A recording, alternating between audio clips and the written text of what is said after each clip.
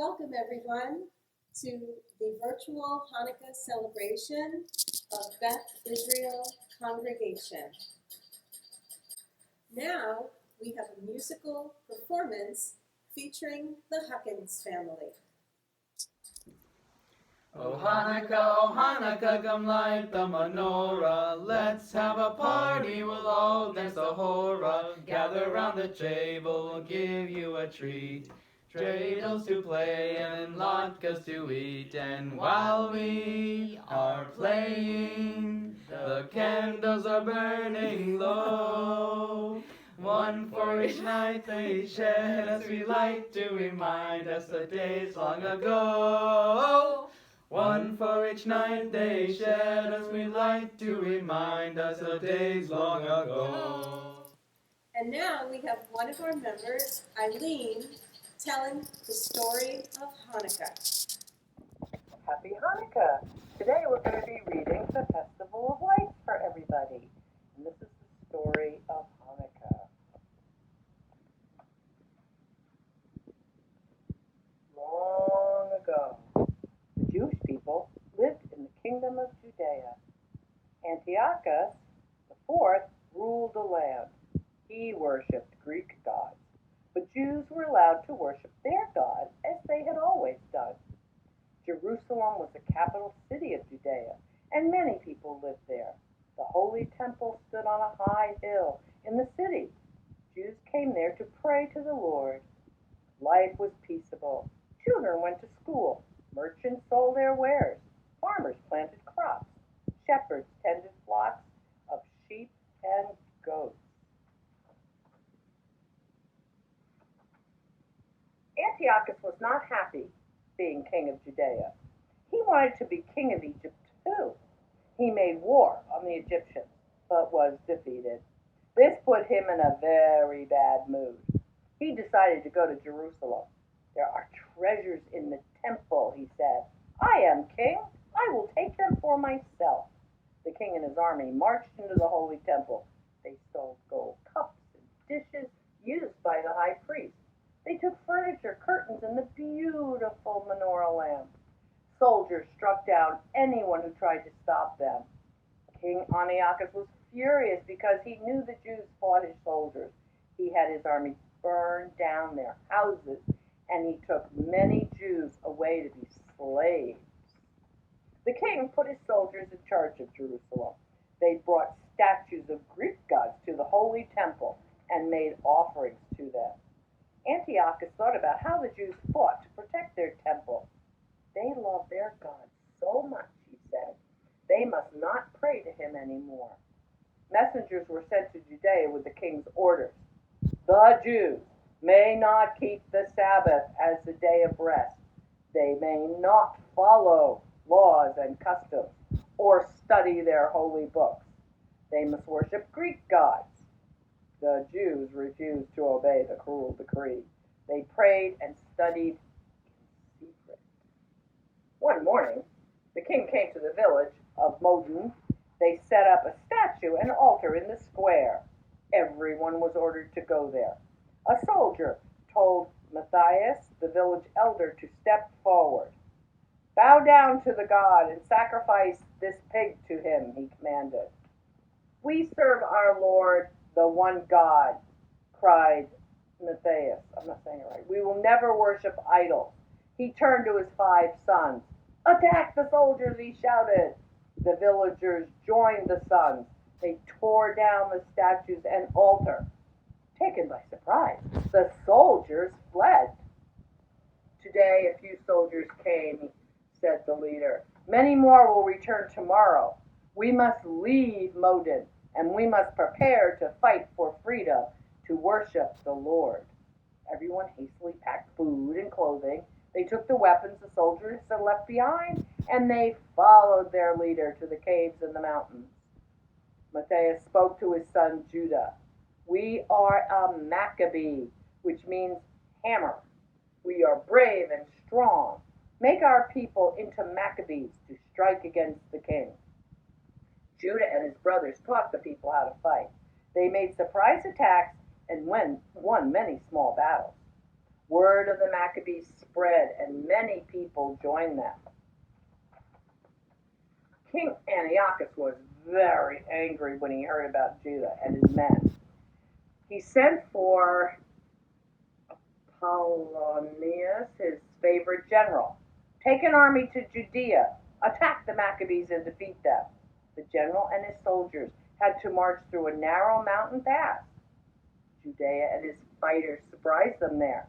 The Maccabees were outnumbered, but they won the battle. Judea fought the general's sword. He kept it and used it for the rest of his life. The king was furious at the Maccabees' victory. He sent for Lysias, his finest general. Take my fighting elephants and my best soldiers. Crush the Maccabees once and for all. Judea and his men watched the huge army camp on the plain. They prayed to God for strength to defeat such a strong and big army. This was the biggest battle of all. Maccabees fought so fiercely that Lysias had to order a retreat. All the king's soldiers left the land of Judah. The Maccabees returned to Jerusalem. The people welcomed them joyfully. Everybody followed Judah and his men to the holy temple. A terrible sight met their eyes. The great doors were burnt and blackened. Weeds grew tall in the courtyard. Soldiers had destroyed the holy altar. Statues of Greek gods were everywhere. The Jews wept at what they saw. But everyone quickly set to work restoring the temple. The statues were taken away. Children even helped pull the weeds. New doors were brought. The altar was rebuilt. Craftsmen made new dishes, furniture, and a beautiful gold menorah lamp. Weavers made curtains for the walls. The temple was ready to be dedicated again to God. People came from all over Judea. For 8 days they danced, sang, and praised the Lord. Judea Maccabee spoke to them. We will celebrate this great event every year at this time, he said. Hanukkah means dedication. We will call this holiday Hanukkah.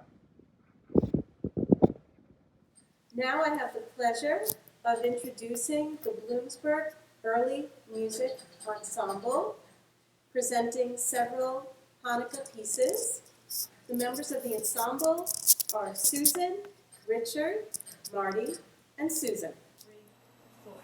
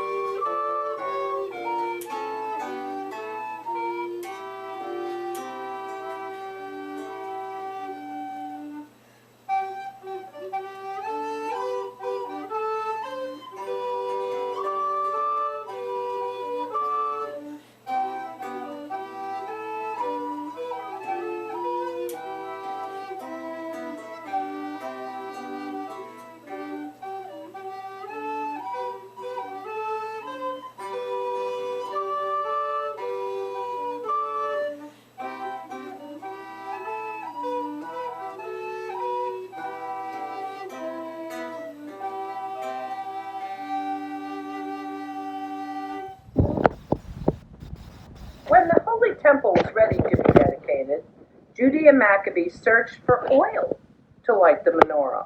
The soldiers had smashed the jars. Judea found only one jar with enough oil for only one day. He decided to light the menorah anyway. Miraculously, the oil kept burning. It lasted for the 8 days of the celebration until new oil was made. Today, 8 lights are lit on the menorah, one for each night of Hanukkah. The celebration begins on the 25th day of the Hebrew month of Kislev, usually in December. Most menorahs burn candles, but some have wicks to burn oil, just as the temple in the menorah long ago.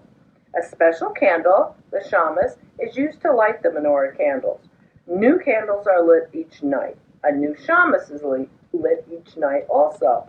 The shamas is lit first, and the Hanukkah candles are lit from it. On the first night, put the first candle to the right end of the menorah as you face it. On the second night, 2 candles, 3 on the third, and so on. Always light the newest candle first, then light the others from left to right. Place the lit menorah in a window so that all may see and share in your celebration. The Hanukkah candle lighting ceremony will be presented by 2 of our members, Shay and Jessica. We are now going to light the Hanukkah menorah. First, we will say the prayers, first in English and then in Hebrew. Blessed are you, Lord our God, King of the universe, who has sanctified us with his commandments and commanded us to kindle the Hanukkah lights. Blessed are you, Lord our God, King of the universe, who performed miracles for our forefathers in those days at this time. Baruch atah Adonai, Eloheinu melech haolam, asher kiddushanu b'mitzvotav, v'tzivanu l'alekim shel Hanukkah. Baruch atah Adonai, Eloheinu melech haolam, she'asa nisim la'avotenu bayamim ha'em ma'azman hazeh.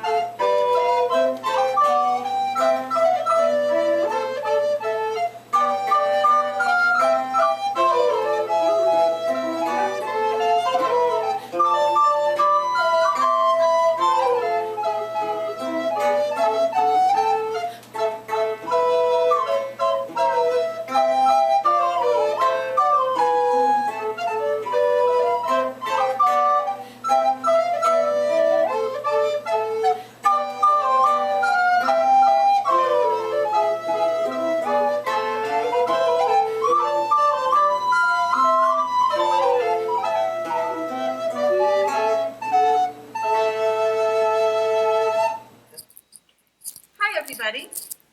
I am now going to be playing the dreidel song on our beautiful new harpsichord here at the synagogue. But the first question is, what is a dreidel?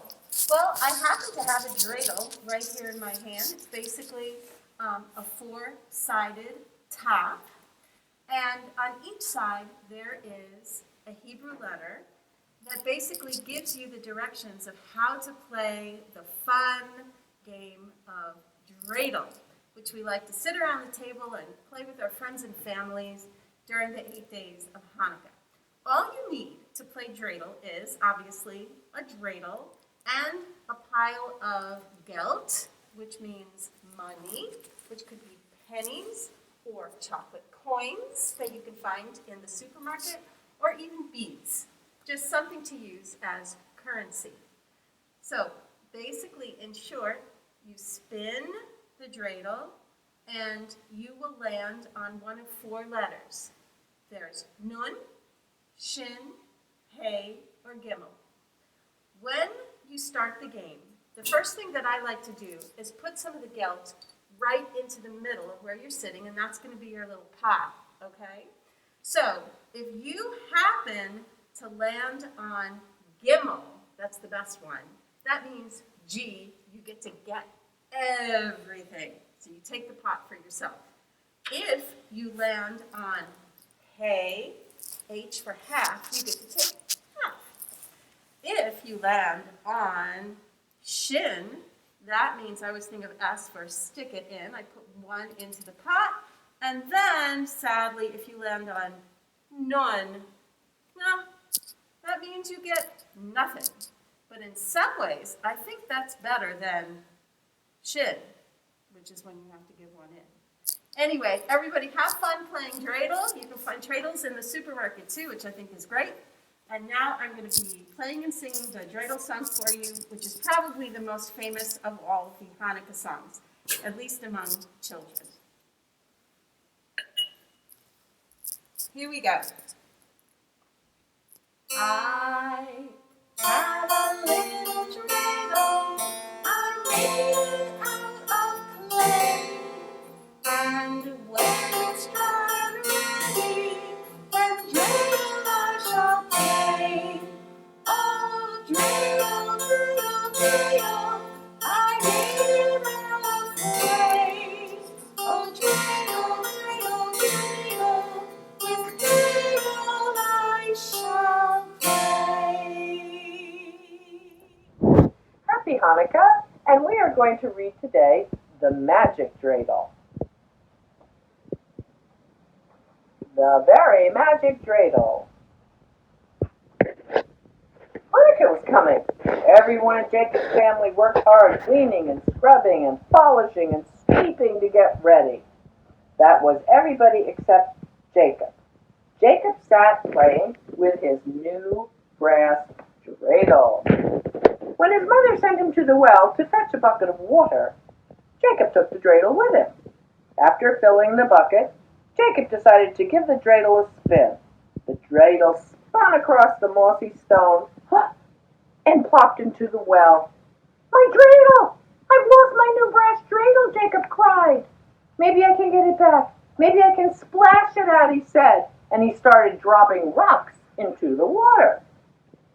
Now, a goblin lived at the bottom of the well. He was a peaceful goblin, all told, who had never bothered anyone. Suddenly, rocks began to fall on his head.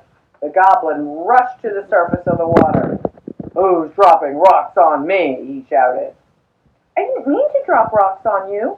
I just wanted my new brass dreidel back, Jacob replied. I'll find it, the goblin muttered, and he dove under the water, and soon he reappeared carrying a wooden dreidel. I can't find your dreidel, but take this one. It's magic. It spins out latkes, the goblin said. Jacob ran home to show everyone his magic dreidel. Along the way, he passed the house of Fruma Sarah, the neighborhood busybody. Why are you running so fast, Jacob? She asked. I have a new dreidel. It spins out latkes, Jacob told her. And he spun the magic dreidel. Out came the latkes, steaming hot, drenched with applesauce and sour cream. "Oh, look how muddy that dreidel is. Let me clean it for you." Foolish Sarah took the dreidel inside her house. She came back with an ordinary wooden dreidel. Jacob took the ordinary dreidel home. "Where have you been?" his mother asked. "And where's the bucket of water I sent you to bring?" "Oh, this is much more important than a bucket of water, Mother. I dropped my new brass dreidel in the well, and a goblin who lives at the bottom gave me another one. It spins out latkes with applesauce and sour cream." Jacob's mother said, "I don't believe you." "Watch, I'll show you," Jacob said, and he spun the dreidel. Nothing happened. "Just as I thought," said his mother. "Go back to the well and stop wasting my time with this foolishness." Jacob returned to the well. "Goblin!" he called. The goblin came rushing up. "What's the matter now?" "Give me my brass dreidel. The wooden one you gave me is no good." "I don't have your old dreidel, but I will give you this one." The goblin gave Jacob a silver dreidel.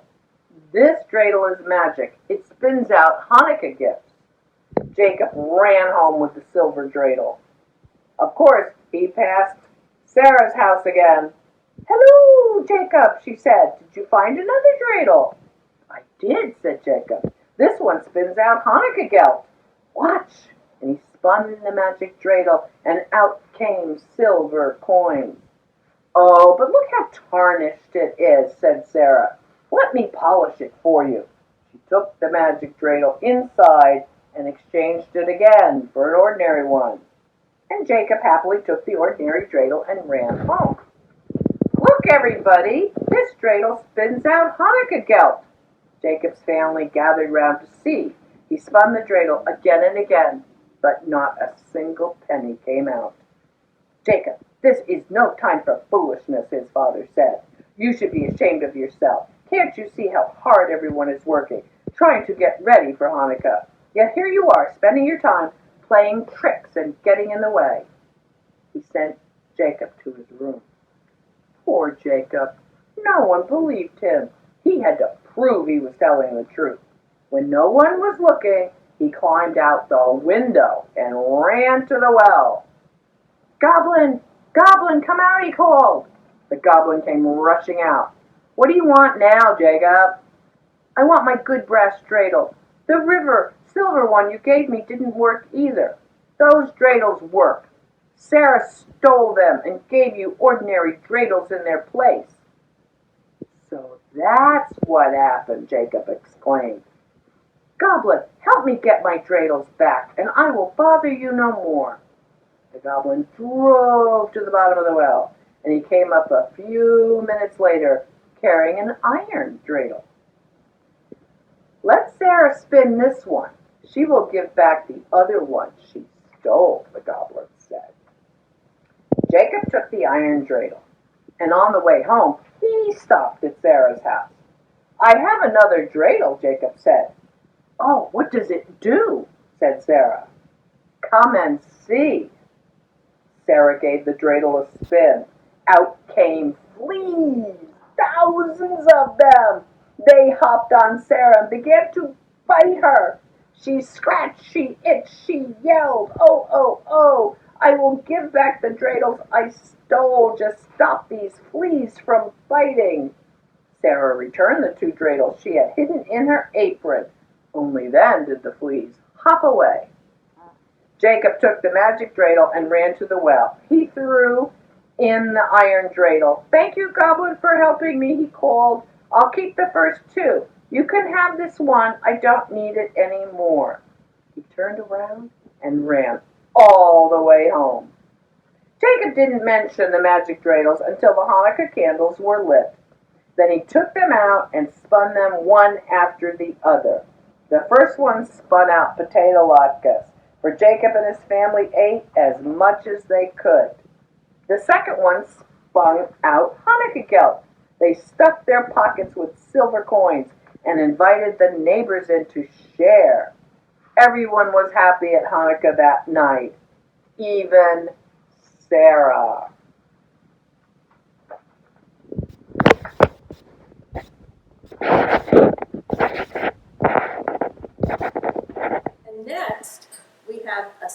special visit by celebrity chef Pierre Rabinowitz. Hello, everybody, and happy Hanukkah! My name is Chef Pierre Rabinowitz, and I'm here today to tell you a little bit about what we like to eat at Hanukkah. Hanukkah is all about oil. Oil, as you can see here. Oh, excuse me, I dropped that out of my hand. Excuse me. Anyway, Hanukkah is all about the oil. Because, as you know, in the story of Hanukkah, there was a temple. And the temple was a complete mess. It was really horrible there in the temple, and there was only enough oil to burn for one day. But they needed the oil to burn for 8 days. And the miracle of Hanukkah is, of course, that this is exactly what the oil did. So, during Hanukkah, we eat foods that are cooked in oil. And the food I'm going to talk to you about today is the famous latke. And the latke is made mainly of potato, egg, salt, and pepper. And if you are brave and don't mind having bad breath, you can also add some onion. Also, if you are very, very creative, as we are here at our synagogue, you can make it with black beans, very good for fiber, and the sweet potato, which everybody knows is a super, super food. Anyway, so there are packages of pre-prepared latke mixes in the store, as we have here, somewhere over here. And you can use those. They are very convenient. You mix it up with water and egg, and then you fry it in hot oil. Make sure you're wearing an apron to protect yourself and children. Have an adult with you when you're trying to cook this delicious Hanukkah food.